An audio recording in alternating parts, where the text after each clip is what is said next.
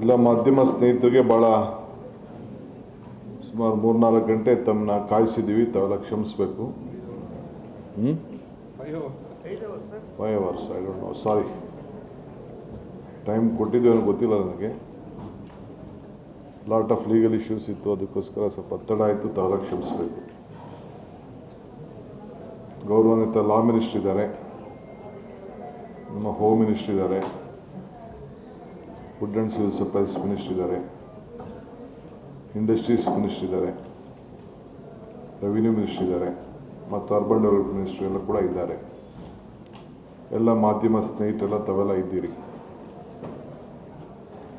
ನಮ್ಮ H K Patil law minister ಹೇಳ್ದಂಗೆ ರಾಜ್ಯದ ಮುಖ್ಯಮಂತ್ರಿಗಳಿಗೆ ಪ್ರಜಾಪ್ರಭುತ್ವದ ವ್ಯವಸ್ಥೆಯಲ್ಲಿ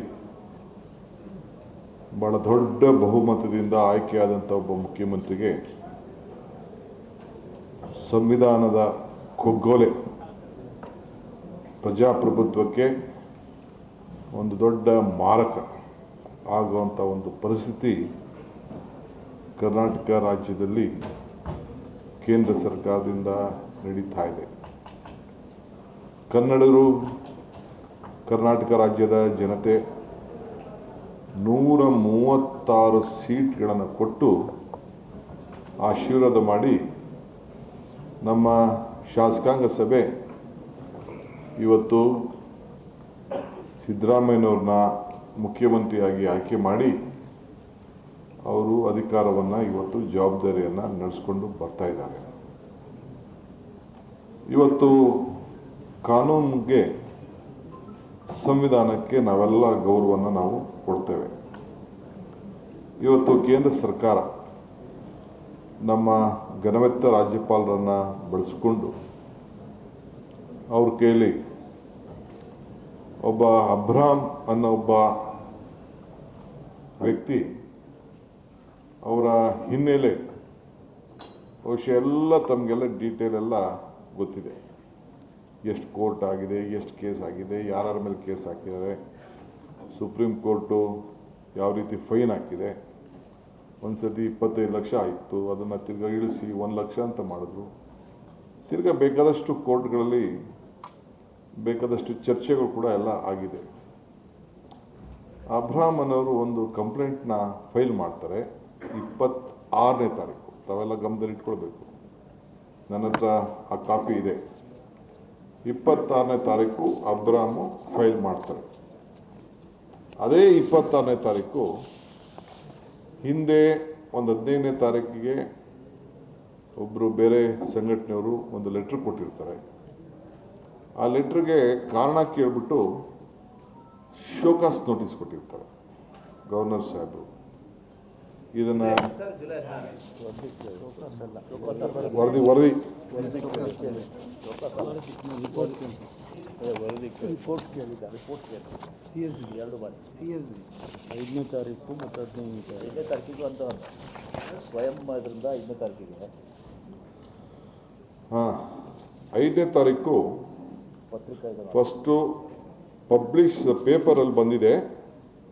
ಈ ರೀತಿ ಮೂಡಾಲಿ ಸ್ವಲ್ಪ ಅನೇಕ 4,000 ಕೋಟಿ ರೂಪಾಯಿ ಸ್ಕ್ಯಾಮ್ ಅಂತ ಇದೆ, ಇದ್ರ ಬಗ್ಗೆ ತಮಗೆ ಡೀಟೇಲ್ ರಿಪೋರ್ಟ್ ಕೊಡಿ ಅಂತ ಕೇಳ್ತಾರೆ. ಅದಾದ ಮೇಲೆ 15ನೇ ತಾರೀಕು 7 ರಜನೀಶ್ ಗೋಯಲ್ ಅವ್ರಿಗೆ, ನಮ್ಮ ಚೀಫ್ ಸೆಕ್ರೆಟರಿಗೆ. 15ನೇ ತಾರೀಕು 15/7 ಗವರ್ನರ್ ಅವರು ತಿರ್ಗಾ ನಮ್ಮ ಚೀಫ್ ಸೆಕ್ರೆಟರಿಗೆ ಒಂದು ಪತ್ರ ಬರೀತಾರೆ. ಏನಂತ, ಈ ಥರ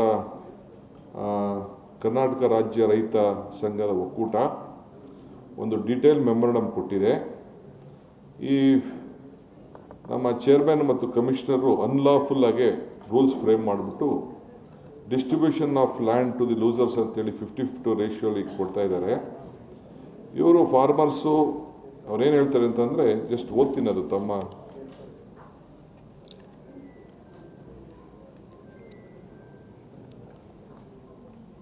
ರಾಜ್ಯ ರೈತ ಸಂಘಗಳ ಒಕ್ಕೂಟ have submitted a detail memorandum to the honourable governor about the irregularities in allotment of sites by Muda Urban Development Authority, Mysore. Also, the chairman and the commissioner have unlawfully framed rules for distribution of sites to the land losers on 50-50 ratio. Further, also alleged that several records pertaining to the farmers are disappearing in the office of MUDA and requested to conduct a judicial probe by the High Court and judges into the alleged irregularities and rampant correction of site allotment by the MUDA. The said memorandum is attached herewith for further necessary action is accordance with the law. Since the matter is become very serious sensitive, it is directed to look into the matter and to submit to the detailed report in this regard at the earliest ಅಂತೇಳಿ governor ಸಾಹೇಬರು ನಮ್ಮ chief ಸೆಕ್ರೆಟರಿಗೆ ಪತ್ರ ಬರೀತಾರೆ. ಅವರು detail ಆಗಿ ಇದ್ರ ಬಗ್ಗೆ enquiry ಮಾಡಿ ಮುಖ್ಯಮಂತ್ರಿಗಳು ಕೂಡ ಇದ್ರ ಬಗ್ಗೆ ಗಮನಿಸಿ ಇದನ್ನು ನಾನು ಗೌರವದಿಂದ ನಾವು ನೋಡಬೇಕಾಗ್ತದೆ. ಘನವತ್ತ ರಾಜ್ಯಪಾಲರು ಇದಕ್ಕೆ ಕೊಟ್ಟಿದ್ದಾರೆ ಅಂತೇಳಿ ಇಲ್ಲದಿನೇ ಅವರು ಒಂದು ಜುಡಿಷಿಯಲ್ ಎನ್ಕ್ವೈರಿನ ಆರ್ಡರ್ ಮಾಡ್ತಾರೆ. ದೇಸಾಯಿ ಅನ್ನೋರ ನಮ್ಮ PN ದೇಸಾಯಿ ಅವರ ಮುಖಂಡತ್ವದಲ್ಲಿ ಹೈಕೋರ್ಟ್ ರಿಟೈರ್ಡ್ ಜಡ್ಜಲ್ಲಿ ಮಾಡ್ತಾರೆ. ಅದಾದಮೇಲೆ ಅಬ್ರಾಮ್ ಅವರು 26ನೇ ತಾರೀಕು ಕೊಡ್ತಾರೆ. ಅವರು ಕೊಟ್ಟ ದಿನನೇ ಕಂಪ್ಲೇಂಟ್ ಕೊಡ್ತಾರೆ. ಕಂಪ್ಲೇಂಟ್ ಕೊಟ್ಟ ದಿನನೇ ನಮ್ಮ ಚೀಫ್ ಸೆಕ್ರೆಟರಿ ಅವರು ಕೂಡ ಅವತ್ತು ಕಂಪ್ಲೇಂಟ್ ಗವರ್ನರ್ ಬರೀತಾರೆ. I have received A request from TJ Abram dated 26/7/2004 for sanction of prosecution against you for an offence under section 7, 9, 11, 12, 15 of the Prevention of Corruption Act 1988 and section 59, 61, 62, 201, 227, 228, 229, 239, 314, 316, 319, 332, 322, 335 ಅಂತೇಳಿ 338, 340 of Bharatiya Nyaya Sanhita 2023 and other applicable provisions law in the interest of enforcing probability in the life and service of the public servant and upholding the law of the land ಅಂತ ಹೇಳಿ ಕೊಡ್ತಾರೆ. ಅವರು ಅದಲ್ಲದೆ the petitioner has further submitted an addendum on the same of the circular for the High Court of Karnataka and an offence order for the Central Vigilance Commission and copies enclosed. The petitioner has submitted allegation against you and your family members with regard to the allotment of site by the MUDA as a compensation for the lands owned by your family members in violation of the various sections of the Bharatiya Nyaya Sanhita 2023 and Prevention of Corruption Act 88. Other further our Indian ಸೇರ್ತಾರೆ.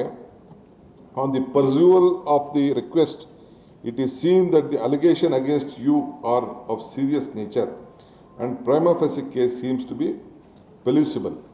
It is also noticed that a complaint has already been filed against you in Lokayukta police station in Mysore pertaining on 18/7/2007. Hence, the request of the petitioner needs to be processed as per the provision of the section 117A and 19 of the Prevention of the Corruption Act 88 and section 2018 of the Bharatiya Nagarika Surakshana Sanhita 2023. So ಇದನ್ನು ಮಾಡಿಬಿಟ್ಟು ಕೊನೆಗೆ ಕೆಲವೆಲ್ಲ sessions ಹಾಕ್ಬಿಟ್ಟು ನಿಮ್ಮ ಮೇಲೆ I direct you to submit a reply on the allegations levelled against you within 7 days with the supporting documents as to why permission for the prosecution should not be granted against you ಅಂತ ಹೇಳಿ ಅವರು ಒಂದು show cause ನೋಟಿಸನ್ನು 26ನೇ ತಾರೀಕಿಗೆ ಕೊಡ್ತಾರೆ. ಇಲ್ಲಿ ನಾವೇನು ಹೇಳಲಿಕ್ಕೆ ಬಯಸ್ತಾ ಇದ್ದೀವಿ ಅಂತಂದರೆ, ಇವತ್ತಿಗೆ ಆ ದಿನ 7 days ದಿನ, ಇವತ್ತು ಗೌರವಾನ್ವಿತ ಮುಖ್ಯಮಂತ್ರಿಗಳು ಕ್ಯಾಬಿನೆಟ್ ಮೀಟಿಂಗ್ಗೆ ಬರಬೇಕಾಗಿತ್ತು. ಈ ಸಬ್ಜೆಕ್ಟನ್ನು ನಾವು ದೀರ್ಘವಾಗಿ ಕಾನೂನುಬದ್ಧವಾಗಿ ಕಾನೂನು ಚೌಕಟ್ಟಿನಲ್ಲಿ ಅನೇಕ ರಾಷ್ಟ್ರೀಯ ಕೋರ್ಟ್ಗಳಲ್ಲಿ ಬಂದಂಥ ಜಡ್ಜ್ಮೆಂಟ್ಗಳನ್ನು ಎಲ್ಲ ಕೂಡ ಗಮನಿಸಿ ಸಂವಿಧಾನವನ್ನು ಗಮನದಲ್ಲಿಟ್ಕೊಂಡು ಪ್ರಜಾಪ್ರಭುತ್ವದ ವ್ಯವಸ್ಥೆಯಲ್ಲಿ ಯಾವ ರೀತಿ ರಕ್ಷಣೆ ಆಗಬೇಕು, ಅನೇಕ ರಾಜ್ಯಗಳಲ್ಲಿ ರಾಜ್ಯಪಾಲರುಗಳ ಯಾವ ರೀತಿ ನಡ್ಕೊಳ್ತಾ ಇದ್ದಾರೆ, ಯಾವ ರೀತಿ ಡಿಸಿಷನ್ಸ್ ಬಂದಿದೆ, ಯಾವ ರೀತಿ ರಾಜ್ಯಪಾಲರಿಗೆ ಮಾರ್ಗದರ್ಶನವನ್ನು ಕೋರ್ಟ್ಗಳು ಕೊಟ್ಟಿದೆ, ಈ ದೇಶದ ಕಾನೂನು ಏನಿದೆ, ಈ ಪ್ರಜಾಪ್ರಭುತ್ವದ ವ್ಯವಸ್ಥೆಯಲ್ಲಿ ಯಾವ ಸರ್ಕಾರಗಳಿದ್ದಂಥ ಸಂದರ್ಭದಲ್ಲಿ ಯಾವ ರೀತಿ ಯಾರು ನಡ್ಕೊಂಡಿದ್ದಾರೆ, ಆಮೇಲೆ ಏನೇನು ಡಿಶಸ್ ಆಗಿದೆ, ಇವನ್ನೆಲ್ಲ ಕೂಡ ಭಾಳ ದೀರ್ಘವಾಗಿ ಸುಮಾರು 3 ಗಂಟೆಗಳ ಕಾಲ ನಾವೆಲ್ಲ ಚರ್ಚೆಯನ್ನು ನಾವು ಮಾಡಿ ಒಂದು ತೀರ್ಮಾನಕ್ಕೆ ನಾವು ಬಂದಿದ್ದೇವೆ. ಇದು ಮುಖ್ಯ 26ನೇ ತಾರೀಕು ಅವರು ಒಂದು ಕಂಪ್ಲೇಂಟ್ ಅಬ್ರಾಮ್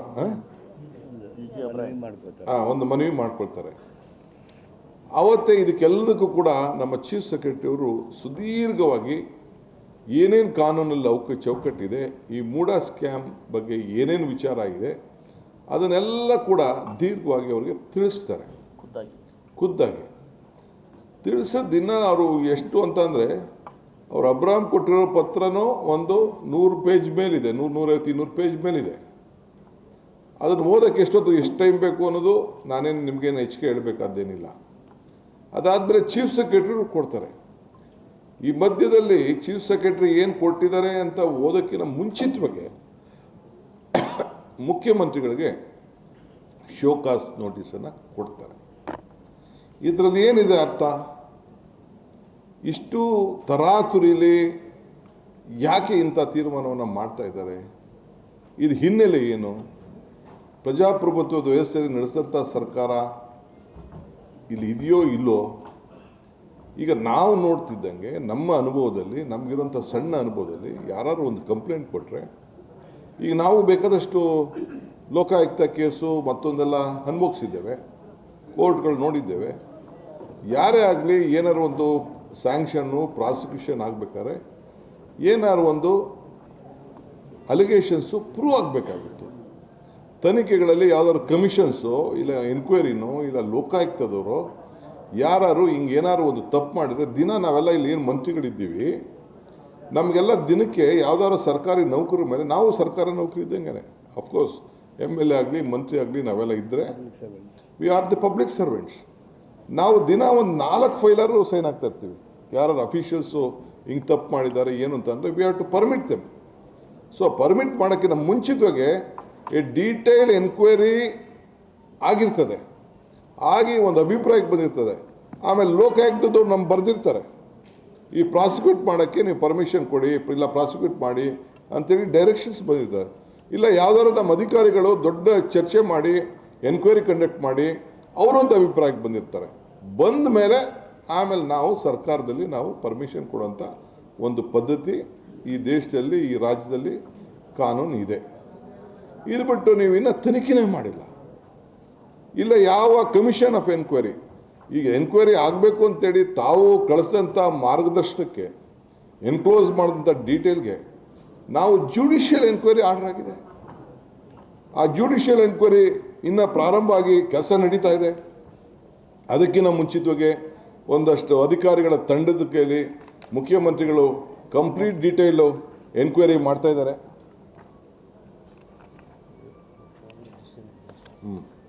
ಎನ್ಕ್ವೈರಿ ಮಾಡ್ತಾ ಇದ್ದಾರೆ.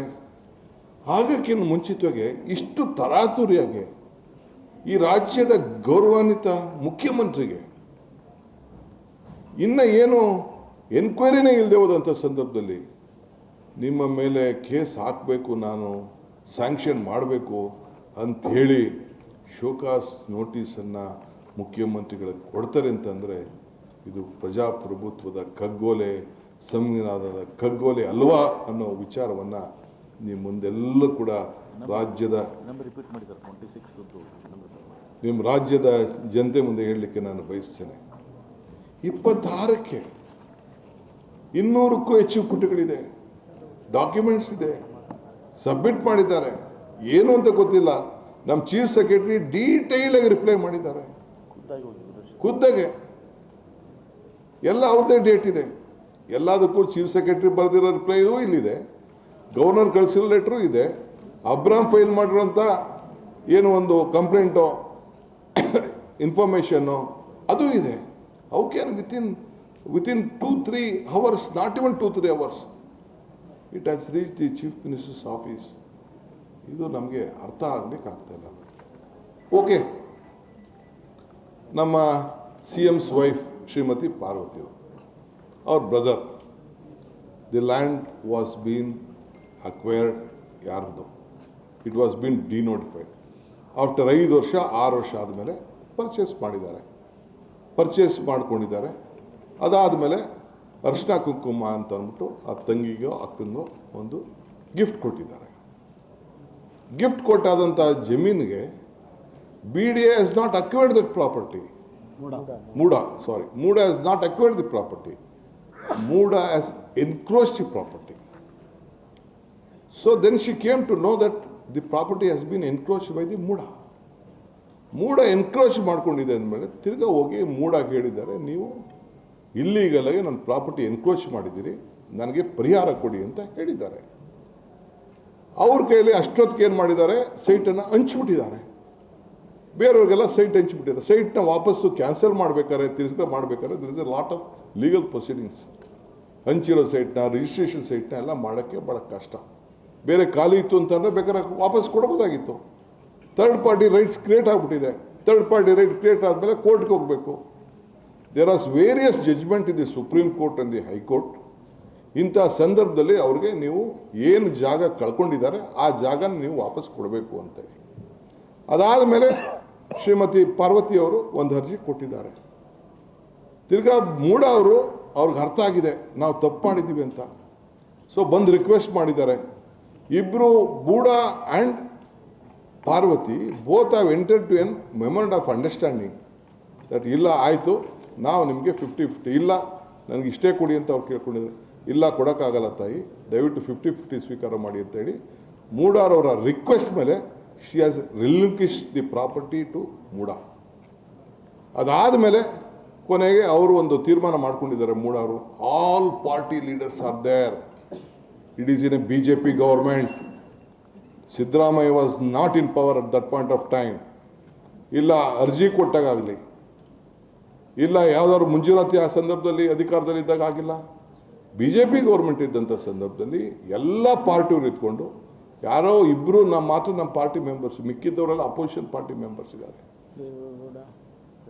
GT ದೇವೇಗೌಡರು ಇದ್ದಾರೆ, ರಾಮದಾಸ್ ಇದ್ದಾರೆ, BJP ಗೌರ್ಮೆಂಟ್ ಇದ್ದಾರೆ, BJP ಮೂಡಾ ಚೇರ್ಮನ್ ಇದ್ದಾರೆ, ಅವರೆಲ್ಲ ಇದ್ದಾರೆ.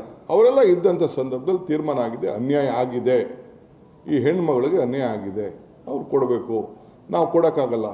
ಈ ದೇಶದಲ್ಲಿ ಕಾನೂನಿದೆ, ಸುಪ್ರೀಂ ಕೋರ್ಟ್ ಜಡ್ಜ್ಮೆಂಟ್ ಇದೆ. ನಾನು ಇಲ್ಲೇ ಸುಪ್ರೀಂ ಕೋರ್ಟ್ ಜಡ್ಜ್ಮೆಂಟ್ನ ನಾನು ಓದ್ತೀನಿ. ಸುಪ್ರೀಂ ಕೋರ್ಟ್ ಜಡ್ಜ್ಮೆಂಟು ನೀವು 60-40 ಕೊಡೋಕ್ಕಾಗಲ್ಲ. ಅವ್ರು ಯಾರೋ ಮೈಸೂರಲ್ಲೇ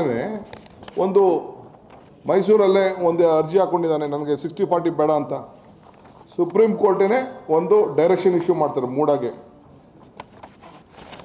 ಏನಂತ ಅಂದರೆ this responded be given 50% of the developed area against 40%. ಅಂದರೆ 40% ಕೊಡಬೇಕು ಅಂದ ತಕ್ಷಣ ಅವನು ಹೋಗಿ ಕೇಸ್ ಹೋದ ತಕ್ಷಣ ಇಲ್ಲ ಅವನಿಗೆ 50% ಅಂತ ಅಂದ್ಬಿಟ್ಟು ಸುಪ್ರೀಂ ಕೋರ್ಟ್ ಜಡ್ಜ್ಮೆಂಟ್ ಇಲ್ಲಿದೆ. ಇಂಥದ್ದು ಬೇಕಾದಷ್ಟು ಜಡ್ಜ್ಮೆಂಟ್ ಇದೆ. ಮತ್ತು ಅರ್ಬನ್ ಡೆವಲಪ್ಮೆಂಟ್ ಅವರು ಕಾನೂನು ಮಾಡ್ಕೊಂಡಿದ್ದಾರೆ, ಇದು ರೆಸಲ್ಯೂಷನ್ ಮಾಡ್ಕೊಂಡಿದ್ದಾರೆ, ಲಾ ಮಾಡ್ಕೊಂಡಿದ್ದಾರೆ, ಇದನ್ನು ಬೈಲಾ ಮಾಡ್ಕೊಂಡಿದ್ದಾರೆ. ಆ bylaw has been stamped with an act. ಕಾನೂನಿದೆ, ಈ ರೀತಿ ಹಿಂಗೆ ಮಾಡ್ಕೋಬೋದು. ನಮ್ಮಲ್ಲೂ ಇದೆ, ಈ ಬೆಂಗಳೂರಲ್ಲೂ ಇದೆ, 60-40 ಸ್ಕೀಮ್ ಇದೆ, 50-50 ಸ್ಕೀಮ್ ಇದೆ. ಆಮೇಲೆ ಏನಾದ್ರು ನಾವು ಇಲ್ಲೀಗಲ್ ಆಗಿ ಎನ್ಕ್ರೋಚ್ ಮಾಡಿದರೆ 100% ಕೊಡೋಂಥ ಒಂದು ಅವಕಾಶ ಇದೆ. ಅದನ್ನು ಮಾಡಿ ಮೂಡಾಗೆ she has hand over the property. ಆದಮೇಲೆ ಅವರು ಸೈಟ್ನ ಕೊಟ್ಟಿದ್ದಾರೆ. ಶಿ ಹ್ಯಾಸ್ ನಾಟ್ ಆಸ್ಟ್, ಅವ್ರು ಕೇಳಿಲ್ಲ ಇಂಥ ಕಡೆನೇ ಕೊಡಿ, ಇಂಥ ಮಾಡಿ ಅಂತ ಹೇಳಿಲ್ಲ. ಮೂಡಾರವರು ತೀರ್ಮಾನ ಮಾಡಿ ಕೊಟ್ಟಿದ್ದಾರೆ. What illegal she has done? ಇವೇನು ಚೀಫ್ ಮಿನಿಸ್ಟರ್ ಸೈನ್ ಹಾಕಿದ್ರಾ, ಇಲ್ಲ ಇನ್ಫ್ಲೂಯೆನ್ಸ್ ಮಾಡಿದ ದಾಖಲೆ ಇದೆ? ಈ she not an individual lady as she doesn't right? ಏನೊಬ್ಬ ಅಣ್ಣ ಕೊಟ್ಟಿದ್ದಂಥ ಜಮೀನ ತೆಗೆದುಕೊಳ್ಳೋಕ್ಕೆ ಹಕ್ಕಿಲ್ವಾ? ಇಲ್ಲ ಯಾರ್ದಾರು ಜಮೀನು ಎನ್ಕ್ರೋಚ್ ಮಾಡ್ಕೊಂಡಿದ್ರಾ? ತಾನು ಕಳ್ಕೊಂಡದ್ದನ್ನ ನಾನು ಕೇಳ್ಕೊಳ್ಳೋದು ಬದಲು ತನ್ನ ಮಕ್ಳಿಗೋ ತನ್ನ ಫ್ಯಾಮಿಲಿಗೋ ರಕ್ಷಣೆ ಮಾಡೋಕ್ಕೆ ಸರ್ಕಾರಕ್ಕೆ ಮೂಡಾಗೆ ಕೇಳ್ಕೊಂಡಾಗ ಅದು ವಾಲಂಟಿಯರಾಗಿ ತಿರ್ಗಾ ಬಿಟ್ಕೊಟ್ಬಿಟ್ಟು ತಿರ್ಗಾ ಕಾಂಪನ್ಸೇಷನ್ ಕೊಡಿ ಅಂತ ಕೇಳೋದು ತಪ್ಪ? ಏನು ಒಂದು ದೊಡ್ಡ ಅಪರಾಧ ಈ ದೇಶದಲ್ಲಿ, ಈ ರಾಜ್ಯದಲ್ಲಿ ಆಗಿದೆ? ಏನು BJPಯವರು ಏನು ಇದಕ್ಕೆ ಏನು ಲೂಟಿ 4,000 ಕೋಟಿ ಅಲ್ಲ ರೀ. 1093 ಸೈಟು BJP ಕಾಲದಲ್ಲಿ ಅಲರ್ಟ್ ಆಗಿದೆಯಲ್ಲ, ಯಾರು ಮಾಡಿದ್ರು? ಯಾಕೆ ಮಾಡಿದ್ರು? ಕಾನೂನಿಂದ ಮಾಡಿದ್ರ? ನೀವೇನು ಮಾಡ್ತಿದ್ರಿ? ಇದು 2 ವರ್ಷದಿಂದ ಬಂದಿತ್ತಲ್ಲ ಪೇಪರಲ್ಲಿ ಇದ್ರ ಬಗ್ಗೆ ಎಲ್ಲ, ಯಾಕೆ ಮಾತಾಡಲಿಲ್ಲ ನೀವು ಬಿ ಜೆ ಪಿಯವರು? ಈಗ ಏನಂಥದ್ದು? ಏನು ಇಲ್ಲಿಗಲಾಗೆ ಏನಾದ್ರು ಮುಖ್ಯಮಂತ್ರಿ ಯಾವ್ದಾದ್ರು ಇನ್ವಾಲ್ವ್ಮೆಂಟ್ ಆಗಿ ಅವ್ರ ಸ್ವಂತಕ್ಕೆ ಏನಾದ್ರು ಆಗಿತ್ತು ಅಂತಂದರೆ ಈ ರಾಜ್ಯದಲ್ಲಿ ಎಷ್ಟು ಇಂಥ ಘಟನೆಗಳು ನಡೆದಿದೆ? ಏನಾದ್ರು ಅಕ್ವಿಷನ್ ಮಾಡ್ಕೊಂಡಿದ್ರೆ, if the B D has ಇದು ಮೂಡ ಹ್ಯಾಸ್ ಅಕ್ವೈರ್ಡ್ ಇಟ್, ಅದು ಬೇರೆ ವಿಚಾರ. ಎನ್ಕ್ರೋಚ್ ಮಾಡಿದ್ದಾರೆ, ಅವರೇ ಹೋಗಿ ಸೈಟ್ ಫಾರ್ಮೇಷನ್ ಮಾಡಿದ್ದಾರೆ. ಆ ಸೈಟನ್ನು ವಾಪಸ್ ಕೊಡಿ ಅಂತ ಕೇಳಿದ್ದಾರೆ. 3 ಎಕರೆ ಚೀಲ ಕೊಟ್ಟು ಅದನ್ನು ಕೊಟ್ಬಿಡ್ಬೋದಾಯ್ತು ಅವರು. ಅವ್ರ ಕೈಲಿ ಯಾಕೆ ಕೊಡೋಕ್ಕಾಗಲಿಲ್ಲ ಅಂದರೆ, by the time they had allotted the site to someone, third party right create ಆಗಿತ್ತು, ರಿಜಿಸ್ಟ್ರೇಷನ್ ಆಗೋಗಿತ್ತು. ಆ ದೃಷ್ಟಿಯಿಂದ ಮಾಡಿದೆ. ಮಿಕ್ಕಿದ್ದು ಬೇರೆ ಹಿನ್ನೆಲೆ ಎಲ್ಲ ನಾನೇನು ಹೇಳಬೇಕಾದ ಅವಶ್ಯಕತೆ ಇಲ್ಲ. That is A different question. ಈಗಾಗಲೇ ಚೀಫ್ ಮಿನಿಸ್ಟರ್ ಅವರು ರಿಪ್ಲೈ ಮಾಡೋ ಸಂದರ್ಭದಲ್ಲಿ ನಾನು ಗಮನಿಸಿದ್ದೇನೆ. ಅದಕ್ಕೆ ಬೇಕಾದಷ್ಟು ಅವರು ವಿಚಾರವನ್ನು ತಿಳಿಸಿದ್ದಾರೆ. ಸೊ ಇಂಥ ಕೇಸ್ಗೆ, ರಾಂಗ್ ಕೇಸ್ಗೆ ಮಾಡಿಬಿಟ್ಟು, ಅಲ್ಲ ರೀ, ಒಂದು ಹೆಣ್ಮಗಳು ಅಣ್ಣ ಕೊಟ್ಟಿದ್ದ ಆಸ್ತಿನ ತಿರ್ಗಾ ಯಾರೋ ಹೊಡ್ಕೊಂಡು ಹೋಗ್ಬಿಟ್ರು ಸರ್ಕಾರದವರು, ಮೂಡವರು ಅಂತ ಕೇಳಿಕೊಂಡು ಆಲ್ಟರ್ನೇಟಿವ್ ಜಾಗ ಮಾಡಿಕೊಂಡ್ರೆ, ಪಾಪ ಒಬ್ಬ ರಾಜ್ಯದ ಮುಖ್ಯಮಂತ್ರಿನ ನೀವು ಬದಲಾವಣೆ ಮಾಡಬೇಕು, ಸರ್ಕಾರನೇ ತೆಗಿಬೇಕು. ಈ ದೇಶದ 136 ಸೀಟ್ ಕೊಟ್ಟಂಥ ಜನತೆಗೆ, ಕನ್ನಡ ನಾಡಿನ ಜನತೆಗೆ ಆಶೀರ್ವಾದ ಮಾಡಿದಂಥ ಈ ಒಂದು ಸರ್ಕಾರನ ತೆಗಿಬೇಕು ಅಂತ ಹೊರಟಿದ್ದೀರಲ್ಲ, ದಿಸ್ ಈಸ್ ನಾಟ್ ಪಾಸಿಬಲ್. ಇದು ಸಾಧ್ಯ ಇಲ್ಲ. ಇದು ನಮ್ಮ ಸರ್ಕಾರ ಜನರ ಆಶೀರ್ವಾದವನ್ನು ಪಡ್ಕೊಂಡಿದೆ. ಅದಕ್ಕೆ ಇವತ್ತು ಕೂತ್ಕೊಂಡು ನಾವು ವ್ಯಾಪಕವಾಗಿ ನಾವು ಚರ್ಚೆ ಮಾಡಿದ್ದೇವೆ. ಇಲ್ಲಿ ಬೇಕಾದಷ್ಟು ನಿಮಗೆ ಒಂದು ಡೀಟೇಲ್ ಇದನ್ನು ಕೂಡ ನಾವು ತಿಳಿಸ್ತೇವೆ. ನಾನೇನು ಅಬ್ರಾಮ್ ಬಗ್ಗೆ, ನನ್ನ ಮೇಲೂ ಕೇಸು, ಯಡಿಯೂರಪ್ಪನವ್ರ ಮೇಲೆ ಕೇಸು, ಬೇರೆ ಬೇರೆ ಪಾರ್ಟಿ ಲೀಡರ್ಸ್ ಮೇಲೆ ಕೇಸು, ಎಲ್ಲರ ಮೇಲೂ ಕೇಸ್ ಆಗಿದೆ. ಎಷ್ಟು ಜಡ್ಜ್ಮೆಂಟ್ಗಳು ಬಂದಿದೆ ಅವರ ವಿರುದ್ಧವಾಗಿ. ಸೊ ಅವ್ರು ಯಾರು ಬೇಕಾದಷ್ಟು ಕಂಪ್ಲೇಂಟ್ ಎಲ್ಲ ಕೊಟ್ಟಿದ್ದಾರೆ. ಏನಾದ್ರು ಒಂದು ಸಣ್ಣ ಪೇಪರಲ್ಲಿ ಈ ರಾಜ್ಯದ ಮುಖ್ಯಮಂತ್ರಿಗಳು ಯಾವ್ದಾದ್ರು ಇನ್ಫ್ಲೂಯೆನ್ಸ್ ಮಾಡಿದ್ದಾರೆ ಅಂತ ಏನಾದ್ರು ಇತ್ತು ಅಂತಂದರೆ, yes, you are right to bow the head. There is nothing. ಓಲಿ ಆಯಿತು, ಪಾರ್ವತಿಯವರು ಇಂಥ ಜಾಗದಲ್ಲಿ ಸೈಟ್ ಕೊಡು ಅಂತ ಎಲ್ಲರೂ ಕೇಳಿದ್ದಾರೆ. Why did MUDA have an agreement with her? ಬರ್ಕೊಂಡು MOU ಮಾಡ್ಕೊಂಡಿದ್ದಾರೆ. ಅಲಾಟ್ಮೆಂಟ್ ಲೆಟ್ರಲ್ಲಿ ಹೇಳಿದ್ದಾರೆ, ನಿನಗೆ ನೋಡಮ್ಮ 50-50 ಕೊಡ್ತಾ ಇದ್ದೀನಿ, ನಿನಗೆ ಜಾಸ್ತಿ ಕೊಡೋಕ್ಕಾಗಲ್ಲ, 50-50 ಕೊಟ್ಟಿದ್ದಾರೆ, ಲೆಟ್ರ್ ಕೊಟ್ಟಿದ್ದಾರೆ. She has agreed, she had sign with a bond paper, she has relinquished the deed in favor of Muda without acquiring a property since they have requested. ಎಲ್ಲರೂ ಕೂಡ ಪಾಪ ತಪ್ಪಾಗೋಯ್ತು ಅಂತ ಎಲ್ಲ BJP ಲೀಡರ್ಗಳನ್ನೇ, ಯಾರು BJP ಅಧ್ಯಕ್ಷರಿದ್ದಾರೋ, ಯಾರು BJP ಮಂತ್ರಿ ಇದ್ದರು, ಇವರೇ ಸೈನ್ ಹಾಕ್ಕೊಟ್ಟು ಮಾಡಿದ್ದಾರೆ. ಅಂಥ ಸಂದರ್ಭದಲ್ಲಿ ಇವತ್ತು ಇದನ್ನು ದೊಡ್ಡ ಅಪರಾಧ ಮಾಡಿಬಿಟ್ಟು ಏನೋ ಹೊಡೆದು ಬಿಟ್ಟಿದ್ದಾರೆ ಅಂತ ಹೇಳಿದ್ರೆ ದಿಸ್ ಯಾರು ಹೋಗ್ತಾ? ಸೊ ಇವತ್ತು ನಾವು ನಮ್ಮ ಗೌರವಾನ್ವಿತ ರಾಜ್ಯಪಾಲರು ಏನು ನಮಗೆ ಒಂದು ಶೋಕಾಸ್ ನೋಟಿಸನ್ನು ಮುಖ್ಯಮಂತ್ರಿ ಕೊಟ್ಟಿದ್ದಾರೆ, ಇದರ ಬಗ್ಗೆ ನಾವು ವ್ಯಾಪಕವಾಗಿ ಚರ್ಚೆ ಮಾಡಿದ್ದೇವೆ. ಸೊ ಒಂದೇ ಒಂದು ಮತ್ತೆ ಹೇಳ್ತೀನಿ, 26ನೇ ತಾರೀಕು ಅಬ್ರಾಮ್ ಲೆಟ್ರ್ ಬರ್ತದೆ. ಚೀಫ್ ಸೆಕ್ರೆಟರಿ ಅವರು ರಿಪೋರ್ಟ್ ಮಾಡ್ತಾರೆ. ತಿರ್ಗಾ ಅದೇ within few minutes show cause notice ಬರ್ತದೆ. ಇದು ಪ್ರಜಾಪ್ರಭುತ್ವ ವ್ಯವಸ್ಥೆಯಲ್ಲಿ ಸರಿ ಇಲ್ಲ. ಸೊ ಅದಕ್ಕೆ ನಾವು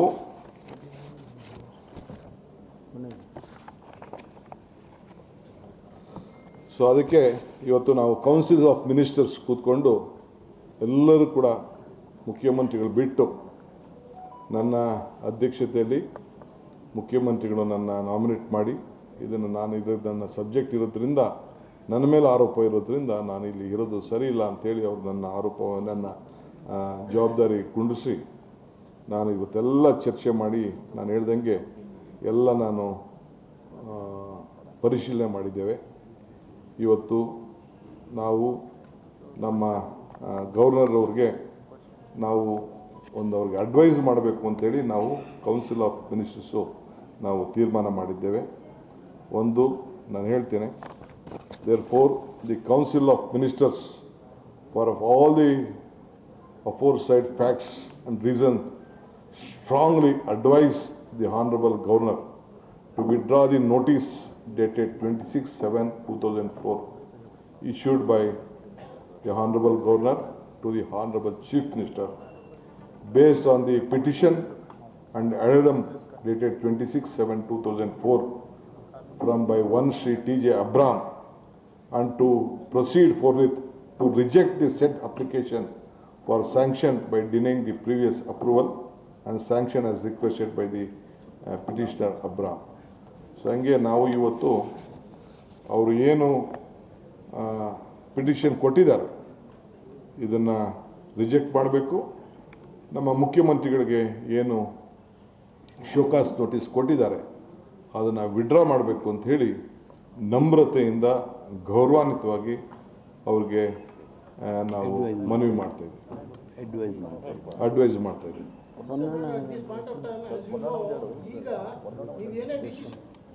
ನೀವು ಏನೇ ಡಿಸಿಷನ್ ತಗೊಂಡ್ರು ಈಗ ಫೈಲ್ ಮಾಡಿರುವಂಥ ಟಿ.ಜೆ. ಅಬ್ರಾಮ್ ಅವರ ಚಾರಿತ್ರ್ಯ ಏನೇ ಆಗಿರ್ಬೋದು ಸರ್, ಬಟ್ ಈ ಕೇಸಲ್ಲಿ ಫೈಲ್ ಮಾಡಿದ ಮೇಲೆ ಇದು ಮಾಲ್ ಪ್ರಾಕ್ಟೀಸ್ ರೀತಿ ನಡೆದಿದೆ. ಆದಷ್ಟು ಬೇಗ ಅವ್ರು ಕಂಪ್ಲೇಂಟ್ ಕೊಟ್ಟರು, ತಕ್ಷಣ ನೋಟಿಸ್ ಕಳಿಸಿದ್ದಾರೆ, ಶೋಕಾಸ್ ನೋಟಿಸ್ ರಿಪ್ಲೈ ಕೇಳಿದ್ದಾರೆ, ನಿಮ್ಮನ್ನು ಯಾಕೆ ತಿಳಿಸಬಾರ್ದು ಅಂತ ಹೇಳಿ ಕೇಳಿದ್ದಾರೆ ಅಂದಮೇಲೆ ಇದು ನಿಮಗೆ ಪೊಲಿಟಿಕಲಿ ಮೋಟಿವೇಟೆಡ್ ಅಂತ ಅನಿಸ್ತಿಲ್ವಾ ಸರ್? ಅದೇ ಹೇಳ್ತಾ ಇದ್ದೇನೆ, it is A murder of democracy. ರಾಜಕೀಯದ ಕುಗ್ಗೋಲೆ, ಇದರಲ್ಲಿ ರಾಜಕೀಯ ಈ ವಿಚಾರನ ಚರ್ಚೆ ಮಾಡಿ ಪ್ರಚಾರ ಮಾಡೋಕ್ಕೆ ಹೊರಟಿರೋದೇ ಒಂದು ರಾಜಕಾರಣ.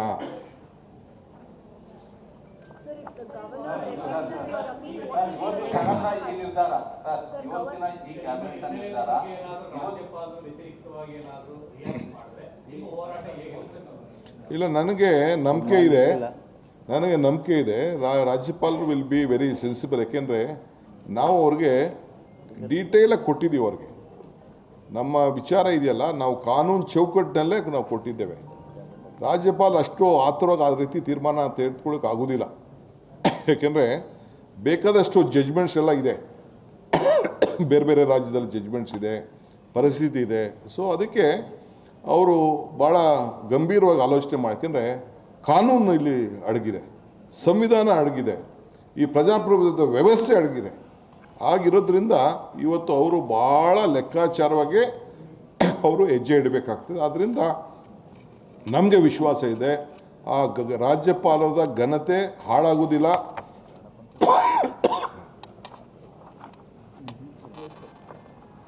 ಹಾಳು ಮಾಡ್ಕೊಳ್ಳೋಕ್ಕೆ ಯಾವ ರಾಜ್ಯಪಾಲರು ಒಪ್ಪುವುದಿಲ್ಲ. ಅದಕ್ಕೆ ಅವ್ರು ಖಂಡಿತ ಏನೇ ಪ್ರೆಷರ್ ಇರಲಿ, ಯಾವುದೇ ರಾಜಕಾರಣ ಇರಲಿ, ಅದು ಒಂದು ಸಂವಿಧಾನದ ಒಂದು ದೊಡ್ಡ ಜವಾಬ್ದಾರಿ ಸ್ಥಾನ. ಅವ್ರು ಖಂಡಿತ ಇಂಥ ಅಪ್ಲಿಕೇಶನ್, ಏಕೆಂದರೆ ದರ್ ಇಸ್ ಆಲ್ರೆಡಿ ನಮ್ಮ ಚೀಫ್ ಸೆಕ್ರೆಟರಿ ಅವರು ಡೀಟೇಲಾಗಿ ಕೊಟ್ಟಿದ್ದಾರೆ. ಆಮೇಲೆ ಚೀಫ್ ಮಿನಿಸ್ಟರ್ ಕೂಡ ಡೀಟೇಲ್ ಆಗಿ ಅವ್ರಿಗೆ ರಿಪ್ಲೈ ಮಾಡ್ತಾರೆ. ಸೊ ಅದರಿಂದ definitely you will reject and you will withdraw the notice. ಅಷ್ಟು ನಂಬಿಕೆ ಇದೆ. He will adhere to the advice. He will adhere to the advice of the cabinet. Reports that he is seeking legal opinion on this entire matter, sir. And why delay of 7 days? On last day, you are taken this decision. No. We are when we have opportunity, we have to take it. We have to look into all the legal aspect. That is why we are also requesting, advising the governor also to look it legally. Legally is very much important. There is a law of this country. Without law, without judiciary, without constitution, we can't be protected. Everyone is being protected with the constitution and the legal aspect of the state, of the law. There is a criminal law involved in it, there is civil law involved in it. There is nothing. If any activities has been done, a criminal activities has been, a prevention of corruption. Where is the corruption here? Where is the prevention of corruption? She is an individual. She is a wife of a individual lady. She has been got. It is her duty to protect her interest, her property. Sir, the governor is this is the fact that governor is bound to act upon the advice of council. We are very confident. But at the same He is a wise man. He will abide by the advice of the cabinet. sir, ರಾಜಭವನ ಈಗಾಗಲೇ ತಲುಪಿದೆಯಾ ಇಲ್ಲ ತಲುಪಬೇಕಾ? ತಲುಪ್ತದೆ. ಈಗ ತೀರ್ಮಾನ ಮಾಡಿಬಿಟ್ಟು ಈಗ ಬಂದಿದ್ದೀವಿ, ಈಗ ತಲುಪ್ತದೆ, ಕಳಿಸ್ಕೊಡ್ತೀವಿ. ರಾಜ್ಯಪಾಲರ ವಿವೇಚನಾಧಿಕಾರವೋ ಅಥವಾ ಸಂಪುಟದ ನಿರ್ಣಯವೋ? ಏನು ಹೇಳಿ? ಸ್ಯಾಂಕ್ಷನ್ ಆಫ್ ಪ್ರಾಸಿಕ್ಯೂಷನ್ ಕೊಡುವುದು ರಾಜ್ಯಪಾಲರ ವಿವೇಚನಾಧಿಕಾರವೋ ಅಥವಾ ಸಂಪುಟದ advice? See, there is no case for prosecution here. There is no case for prosecution here. There is a case for asking for a report. There is no case for prosecution. Where is the case for prosecution? A case of prosecution rise if there was an inquiry done, if anything was been found. Nothing has been found here. Someone can't give a letter to stating that this has been done. But Hansraj Bhardwaj ಅವರು ಹೇಳಿಕೆ ಮಾಡಿದ್ರು. No, there was some report. There was one report at that point of time. There was a report that There was a report. Sir ನೀವೇ ಹೇಳ್ತೀರಿ ಅವ್ರು ರಾಜ್ಯಪಾಲ ತಾರಾತುರಿಯಾಗಿ notice ಕೊಟ್ಟಿದ್ದಾರೆ ಅಂತ ಹೇಳ್ತಿದ್ರ. ಈಗ ಸಚಿವ ಸಂಪುಟ ಕೊಡುವಂತ ನಿರ್ಣಯವನ್ನು ಅವರು ವಿರೋಧ ಮಾಡಿ ತೀರ್ಮಾನ ತೆಗೆದುಕೊಳ್ಳೋಣ ಅಂತ ತಮ್ಮ ವಿಶ್ವಾಸ ಇದೆ ಸರ್? ನನಗೆ ವಿಶ್ವಾಸ ಇದೆ, ಕಾನೂನಿಗೆ ಅವರು ಗೌರವ ಕೊಡ್ತೀವಿ, ಏನೋ ಒಂದು ನೋಟಿಸ್ ಕೊಟ್ಟಿದ್ದಾರೆ. ಸಂವಿಧಾನಕ್ಕೆ ಗೌರವ. ಈಗ ಯಾಕೆ ಅದಕ್ಕೆ ಚರ್ಚೆ ಮಾಡಕ್ಕೆ ಹೋಗೋಣ? ನಾವು I don't want to discuss much on that other issue. ಹೇಳಿ ಹೇಳಿ. No see as a personal ಲೆವೆಲಲ್ಲಿ ಅವ್ರಿಗೆ ನೋಟಿಸ್ ಕೊಟ್ಟಾಗ as a personal level you will reply definitely. We are giving. prosecution ಹೋದ್ರೆ sir what will be your legal opinion? What are the legal options before the government if the prosecution is No, I am telling you, see, there is a law. Within the frame of law, there are so many judgments. We have discussed on the judgments and we will inform you. I will issue you also whatever is there. We will inform that. Guarantee news, ಸುದ್ದಿ ಖಚಿತ, ನ್ಯಾಯ ನಿಶ್ಚಿತ.